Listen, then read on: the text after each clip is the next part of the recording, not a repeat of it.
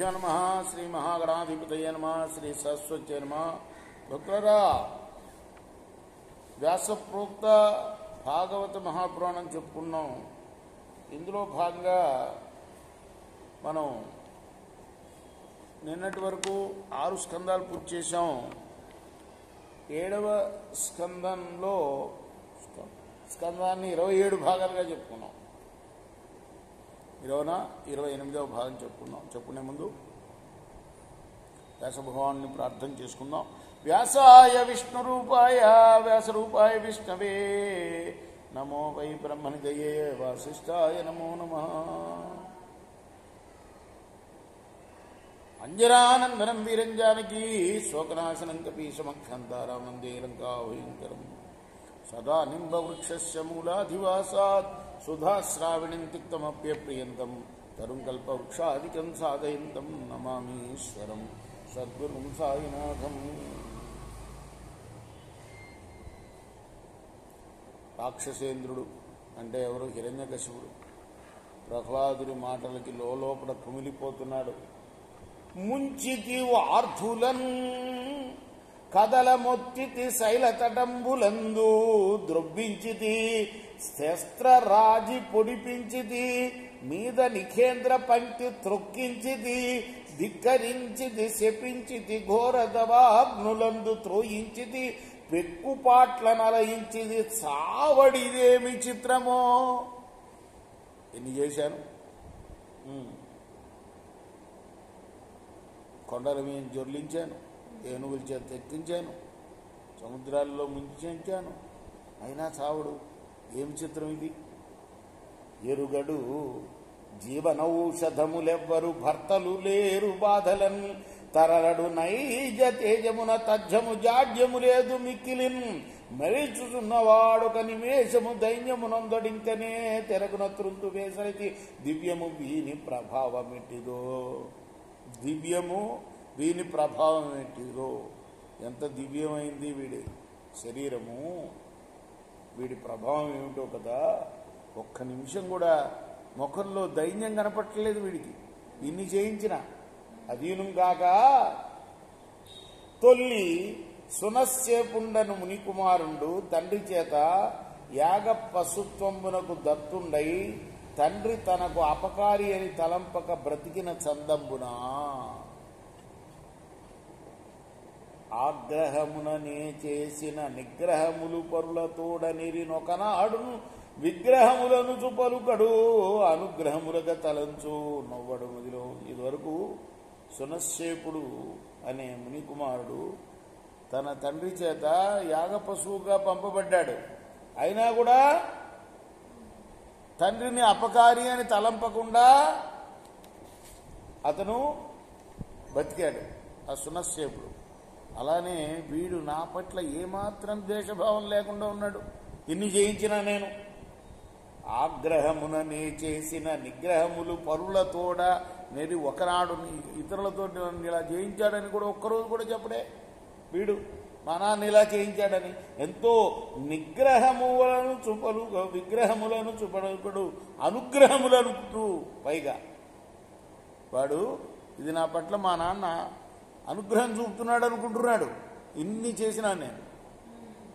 ఏమిటో వీడు మనసులో కొంచెం కూడా వీడికి బాధ లేదు నా పట్ల. కావున వీడు మహాతప ప్రభావ సంపన్నుండు వీనికెందును భయంబు లేదు. వీని తోట విరోధంబునం తనకు మృత్యువు సిద్ధించు అని నిర్ణయించి చిన్నబోయి కిన్నుండై ప్రసన్నుడు కాక కింద చూచుచూ విషన్నుండై చింతనంబు చేయుచున్న రాజునకు మంతనంబున చండామార్కులు ఇట్లనిది. ఇలా బాధపడుతూ నేల చూపులు చూస్తున్న రాజుతో ఆ గురువు గారి పుత్రులు శుక్రాచార్యులు వారి పుత్రులు చండామార్కులు ఇద్దరు అంటున్నారు, శుభ్రఖ్యాతి విని ప్రభావంబు మహాచోద్యంబు దైత్యేంద్ర రోషభ్రూయుగ్మ విజృంభణంబున దిగీశవ్రాతమున్ పోరులను విభ్రాంతంబుగా చేసి ఏలితి గదా విశ్వంబు వీడెంత ఈ దభ్రోక్తుల్ గుణదోష హేతువులు చింతం పొందని నీకేటికి ఎందుకయ్యా ఇంత మనోభేద పొందుతావు? నువ్వెక్కడా, వీడెక్కడా?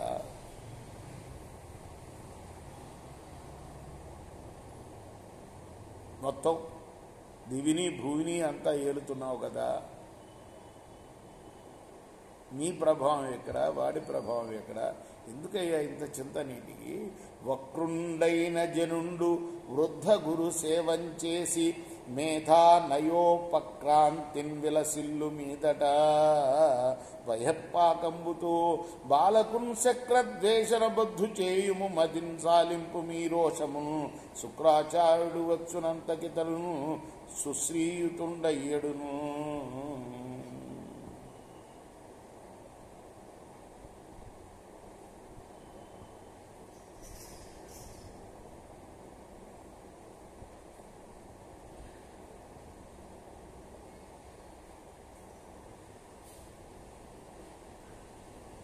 చక్రద్వేషణ బద్ధు చేయుము మదిన్ సాలింపు మీ రోషము. ఈ బాలకుడికి చక్ర అంటే ఇంద్రుడు పట్ల ద్వేషం కలిగేటట్టుగా చెయ్యవయ్యా నువ్వు. మెల్లమెల్లగా ఎవరైనా తప్పుడు బుద్ధి ఉన్నవాళ్ళు వృద్ధ గురు సేవ చేస్తూ మేధాశక్తులు అవుతారు. అలానే వీడు కూడా మెల్లమెల్లగా వయసు పెరుగుతూ ఉంటే మారతాడులేవయ్యా అని నచ్చ చెప్తున్నారు ఆ గురుపుత్రులు. శుక్రాచార్యులు వారు వచ్చేదాకా నువ్వు ఇలా చెయ్యి అని గురుపుత్రులు పలికిన రాక్షసేశ్వరుడు గృహస్థులైన రాజులకు ఉపదేశింపంతగిన ధర్మార్థ కామంబులు ప్రహ్లాదునకు ఉపదేశింపుండని అనుజ్ఞ చేసిన వారును అతనికి త్రివర్గమును ఉపదేశించిన అతండును చాలా స్పీడ్గా చెప్పేస్తున్నాడు వేగంగా. అతండును రాగద్వేషంబుల చేత విషయాసక్తులైన వారికి గ్రాహ్యంబులైన ధర్మార్థ కామంబులు తనకును అగ్రాహ్యంబుల నీను వ్యవహార ప్రసిద్ధి కొరకైన భేదంబు కాని ఆత్మభేదంబు లేదనియును అనర్థంబుల అర్థకల్పనంబులు చేయుట దిగ్భ్రమంబనియు నిశ్చయించి గురూపతిష్ట శాస్త్రంబు మంచిదని తలంపగా గురువులు తమ తమ గృహస్థ కర్మానుష్ఠానంబులను పోయిన సమయంబున వాళ్ళు చెప్తున్నారు. ఈయనకెప్పుడు ఇవన్నీ కూడాను రాగద్వేషంబుల చేత విషయాసక్తులైన వాళ్ళకి చెప్పేవి, అనురాగము ద్వేషము ఉన్న వాళ్ళకి చెప్పే విధానాలు ఇవన్నీ. నాకెందుకులే అని కామ్గా ఊరుకొని ఒకసారి గురువులు తమ గృహస్థ కర్మానుష్ఠానములకు పోయిన సమయమున ఆటలకు తన్ను రమ్మని పాటించి నిశాట శృతులు భాషించిన దోషాటకులేంద్ర కుమారుడు పాఠవురు మనవారి చేరి ప్రజ్ఞాన్వితుడై. సరే గురువుగారు వాళ్ళు లేరు కదా, ఇవాళ పాఠం లేదు కదా, పాటలు పాడుకుందాం, ఆటలు ఆడుకుందాం రమ్మనమని మిగతా బాలురందరూ వచ్చి అడిగారు కదా. అయితే వాళ్ళని చేరి ఈయన చెప్పడొక చదువు మంచిది చెప్పెడి తగులములు చెవులు చిందరగొనగా ఎప్పుడు మన ఎడ ఒజ్జలు చెప్పెదనొక చదువు వినుడు చిత్తములరను. ఈ గురువులందరూ ఎప్పుడూ ఒక మంచి చదువు చెప్పట్లేదు, నేను మీ అందరికీ ఒక మంచి చదువు చెప్తాను వినండి అని ఆ పిల్లలతోటి. అని రాజకుమారుడు కావున సరే రాజపుత్రుడు కదా, భయమే కదా మిగతా పిల్లలకి. చెప్పిన మాట విని సంగడి గాండ్రతో నగీడు చందమ్మున క్రీడలాడుతూ సమాన వయస్కులైన ఇచ్చకుమారులకెల్లా ఏకాంతమ్మున ఇట్లనియే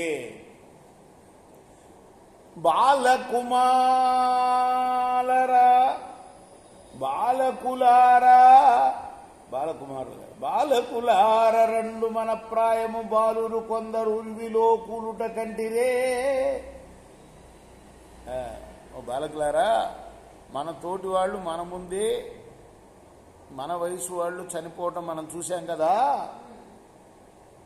గురుడు క్రూడు అనర్థచయంబునందు దుశ్శీలత అర్థకల్పనము చేసెడి గ్రాహ్యము కాదు శాస్త్రముల్ మేలెరిగించదను వినిన మీకు నిరంతర భద్రమయ్యడు.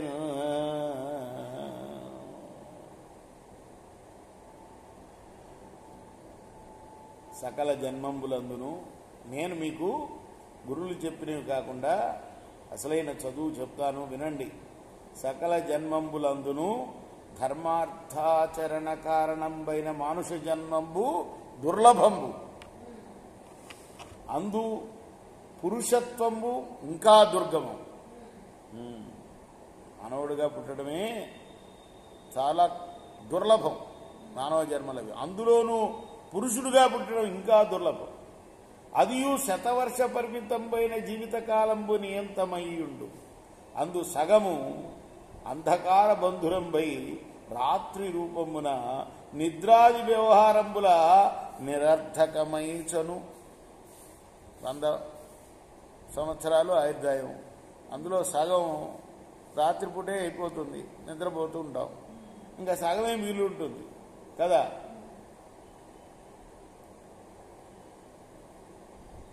చిక్కిన 50 బాల్య కైశోర వయో విశేషంబుల వింసితి హాయనంబులు గడుచు. బాలుడుగా కిషోరుడుగా, వింశతి అంటే 20 సంవత్సరాలు అందులో అయిపోతాయి. 50 సంవత్సరాల్లో చీకటి రాత్రిపూట ఏం చేయము కదా. మిగతా 50లో 20 బాలుడుగా పిల్ల కౌమార దశల్లో గడిచిపోతుంది. ఇక 30 మిగులుతాయి. కడమ 30 అబ్దంబులు ఇంద్రియంబుల చేత పట్టుబడి దురవగాహంబులైన కామక్రోధలోపమోహమద మత్సరంబులను పాశంబుల కట్టుబడి విడివడ సమర్థుండు కాక ప్రాణంబుల కంటే మధురాయమానమైన తృష్ణకు లోనై భృత్య తస్కర వణిక్కరంబుల ప్రాణహాని అయిన అంగీకరించి పదార్థములను అర్థింపుతూ రహస్య సంభోగ చాతుర్య సౌందర విశేషంబుల ధైర్య వల్లికాల విత్రంబులైన కళత్రంబులను మహనీయ మంజుల మధురాలాపములు కలిగి వసులైన శిశువులను శీల వయోరూప ధన్యులకు కన్యలను వినయ వివేక విద్యాలంకారులైన కుమారులను కామిత ఫలప్రదాతలకు భ్రాతలను మమత్వ ప్రేమ దైన్య జనకులైన జననీజనకులను సకల సౌజన్య సింధువులైన బంధువులను ధన కనక వస్తువాహన సుందరంబులైన మందిరంబులను సుకరంబులైన పశుభృత్య నికరంబులను వంశ పరంపరాయత్తంబులైన విత్తంబులను వర్జింపలేక సంసారంబు నిర్జింప ఉపాయంబు కానగా తంతువర్గమున నిర్గమ ద్వార శూన్యంబైన మందిరంబు చేరి చిక్కువడి వెడరడి పాటవంబు సాలగా తగులుపడు కీటకంబు చందమున గృహస్థుండు స్వయంకృత కర్మబద్ధుండై శిష్ణోదరాది సుఖంబుల ప్రమత్తుండై నిజ కుటుంబ పోషణ పారవశ్యంబున విరక్తి మార్గంబు తెలియనేరక స్వకీయ పరకీయ భిన్న భావంబున అంధకారంబున ప్రవేశించు. కావున కౌమార సమయంబున మనీషా గరిష్ఠుడై పరమ భాగవత ధర్మంబు అనుష్ఠింపవలయు దుఃఖంబులు వాంఛితంబులు కాక చేకురు భంగిని సుఖంబులను కాలానుసారంబులై లబ్ధంబులకు. కావున వృధా ప్రయాసంబున ఆయుర్వ్యయంబు సేయం తగదు. హరిభజనంబున మోక్షంబు సిద్ధించు. విష్ణుండు సర్వభూతంబులకును ఆత్మేశ్వరుండు ప్రియుండు. మోక్షుండకు దేహికి దేహావసాన పర్యంతంబు నారాయణ చరణారవింద సేవనంబు కర్తవ్యంబు అని బోధిస్తున్నాడు. రేపు మనం కొనసాగిద్దాం ఈ భాగం 29వ భాగంలో. కృష్ణార్పణమస్తు. సాయి కృష్ణార్పణ. స్వస్తి ప్రజాభ్య పరిపాలయంతాం న్యాయేన మార్గేణ మహిమహి చ గోబ్రాహ్మణేభ్యః శుభమస్తు. నిత్యం లోకాః సమస్తాః సుఖినో భవంతు. కృష్ణార్పణమస్తు. సాయి కృష్ణార్పణమస్తు.